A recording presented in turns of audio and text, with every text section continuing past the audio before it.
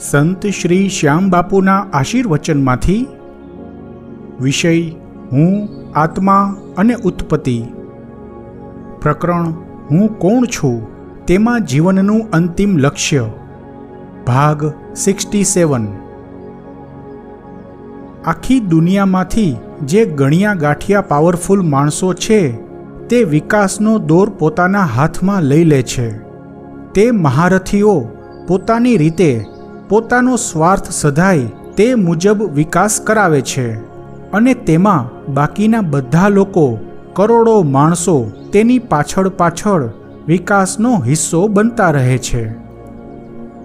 વિકાસમાં તો બધા જ જોડાઈ શકે છે, પરંતુ કેવો વિકાસ કરવો, કેવી રીતે વિકાસ થવો જોઈએ જેથી પોતાનો સ્વાર્થ સધાય તે બધું દિશા નિર્દેશન પેલા અમુક પાવરફુલ મહારથીઓનું હોય છે. આ જે આંગળીના વેઢે ગણાય તેટલા 5, 25, 50 પાવરફુલ માણસો ખરેખર બુદ્ધિમાન હોય છે અને બીજા સામાન્ય માણસો કરતાં અમુક અંશે જ્ઞાની પણ હોય છે.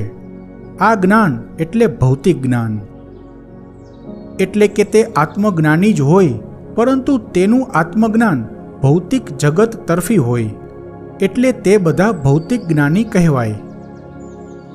જેમ વૈજ્ઞાનિકો આત્મજ્ઞાની હોય છે, પરંતુ તેનું આત્મજ્ઞાન પદાર્થવાદી હોય છે, ભૌતિકી હોય છે, તેમ આ લોકો પણ ભૌતિકી જ્ઞાની હોય છે, મટીરિયાલિસ્ટિક હોય છે, જળવાદી હોય છે, અનાત્મવાદી હોય છે. તેનો મતલબ એવો નથી કે તે બધા અધર્મી હોય છે, ખરાબ હોય છે, પરંતુ જળવાદી એટલે કે સાંસારિક દ્રષ્ટિકોણ ધરાવતા હોય છે. તેથી તે માણસો આ ભૌતિક સંસારમાં જ પોતાનો વિસ્તાર વધારતા હોય છે. પોતાના પાવર પ્રમાણે વધારેમાં વધારે સંસાર પર, આખી માનવજાત પર પોતાની પકડ જમાવવા માંગતા હોય છે. અને પછી તો આખી માનવજાતનો રિમોટ કંટ્રોલ તે માણસો પાસે આવી જાય છે. જો કે આખી માનવજાત પર કંટ્રોલ કરતા આવા બુદ્ધિશાળી પાવરફુલ મહારથીઓમાં પણ જે ઝડપે બૌદ્ધિક આંક વધતો હોય તે ઝડપે જ્ઞાન તો ન જ વધી શકે અને નથી જ વધતું. જે ઝડપે બુદ્ધિ વધે છે તે ઝડપે જ્ઞાન નથી વધી શકતું, તે કેમ માની શકાય?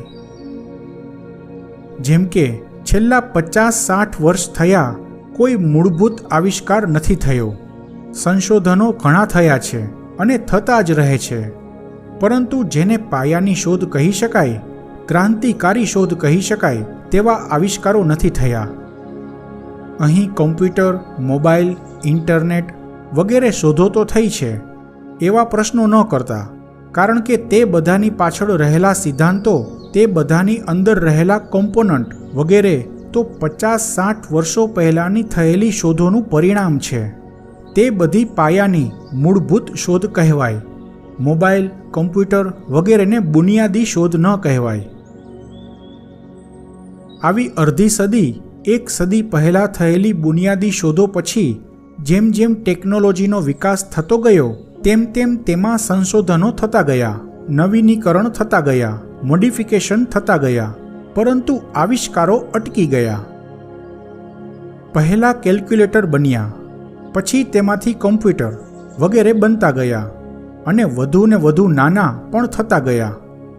આ રીતે સંશોધનો બહુ જ થયા અને તેમાં જરૂરી નાની મોટી શોધો પણ થઈ, પરંતુ વિશેષ કશું નહીં. હા, જે ગોડ પાર્ટિકલ તરીકે ઓળખાય છે તે હિગ્સ બોઝોનની શોધ થઈ, પરંતુ તે પણ સૈદ્ધાંતિક રૂપે તો 50 વર્ષ પહેલાંની શોધ છે. 1964માં પીટર હિગ્સ અને સત્યેન્દ્રનાથ બોઝ, આ બંને વૈજ્ઞાનિકોના નામ પરથી મૂળભૂત કણ, પ્રારંભિક કણ, હિગ્સ બોઝોન પાર્ટિકલનું નામ રાખવામાં આવેલું છે. એટલે શોધ તો ત્યારે થયેલી, ફક્ત પ્રેક્ટિકલ 2012માં થયું. તેથી તે શોધ પણ અત્યારની ન કહેવાય. અત્યારે નાની મોટી શોધ થાય છે, બાકી બધા સંશોધનો થાય છે, મોડિફિકેશન થાય છે.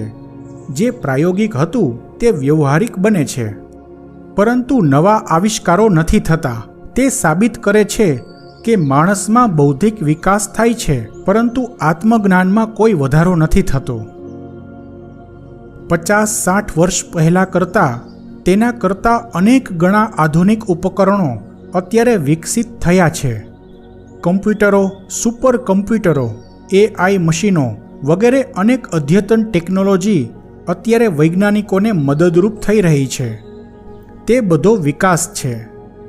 આટલી બધી ઔદ્યોગિક ક્રાંતિ થઈ અને થતી જ રહે છે. અદ્યતન ટેકનોલોજી વિકસિત થઈ અને થતી જ રહે છે. છતાં વૈજ્ઞાનિકો એટલું આત્મજ્ઞાન વિકસાવી નથી શક્યા કે મૂળભૂત આવિષ્કારો કરી શકે. તેથી સાબિત થાય છે કે જેમ ટેકનોલોજીમાં વિકાસ ઝડપી બની શકે છે, તેમ બૌદ્ધિક ક્ષમતા વિકસાવી શકાય છે.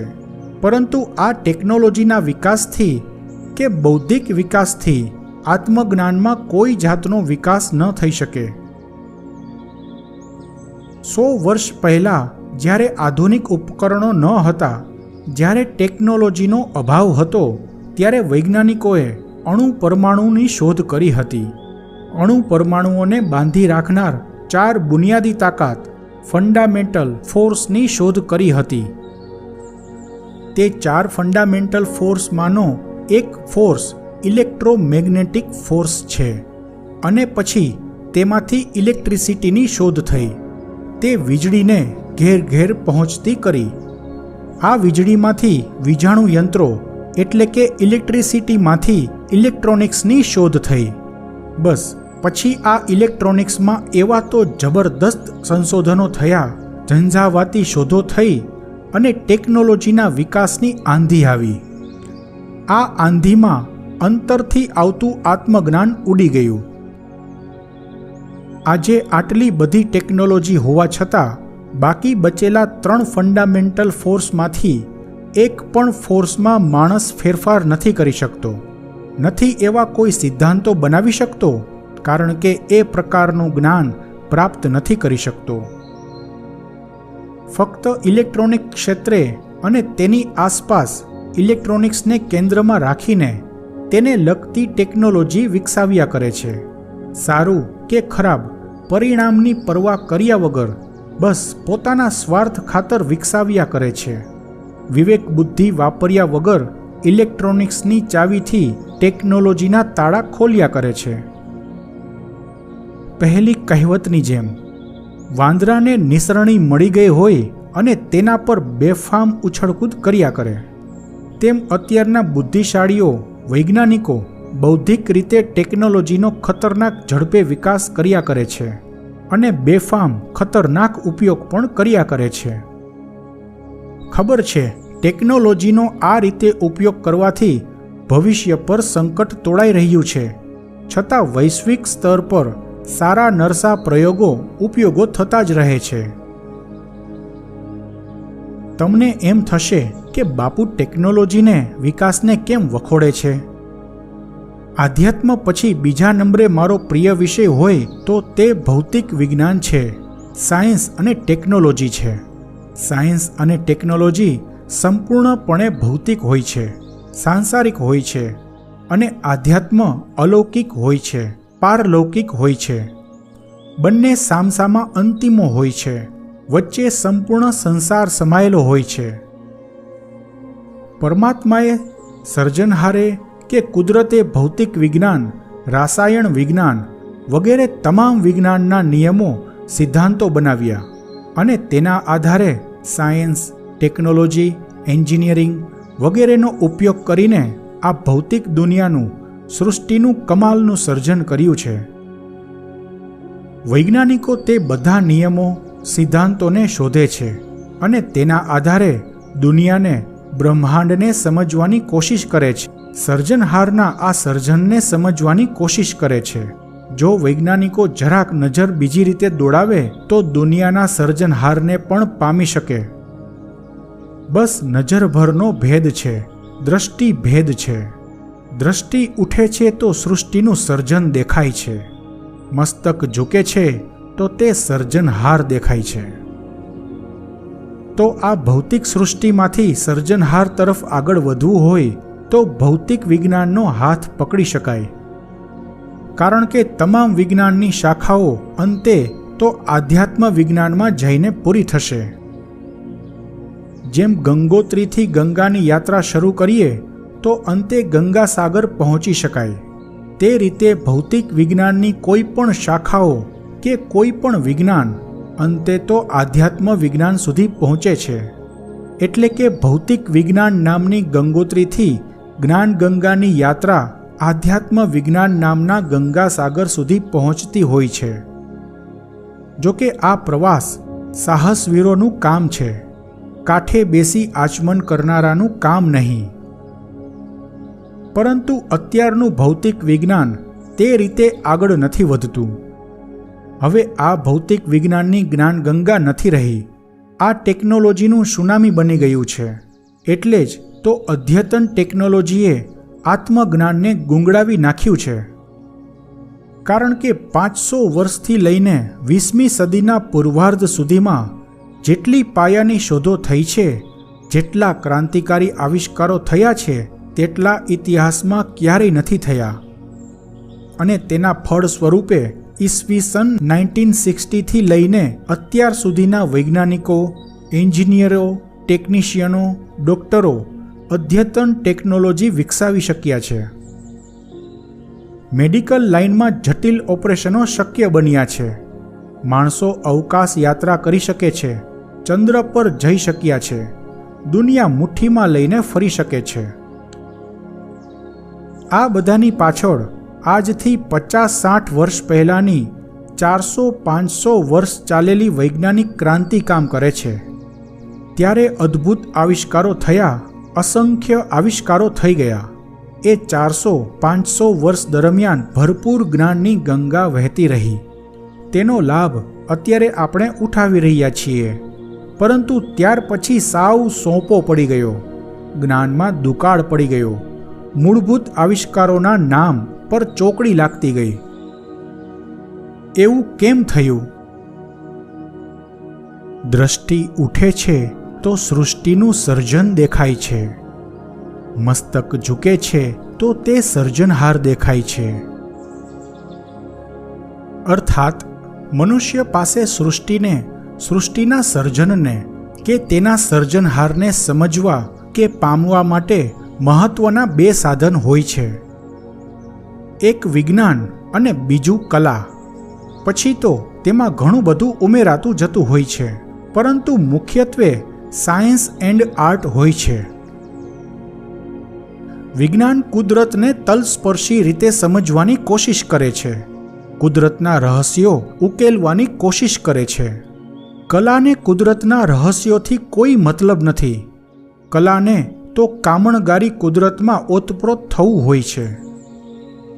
વિજ્ઞાનને કુદરતની અંદરને અંદર પહોંચવામાં રસ હોય છે. કલા તો પોતાનામાં કુદરતને સમાવી લેવા આતુર હોય છે.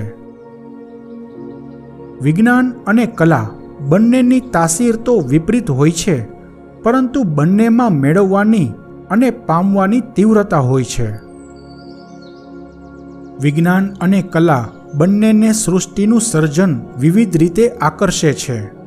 બંનેના આકર્ષણના કારણો પણ અલગ અલગ હોય છે.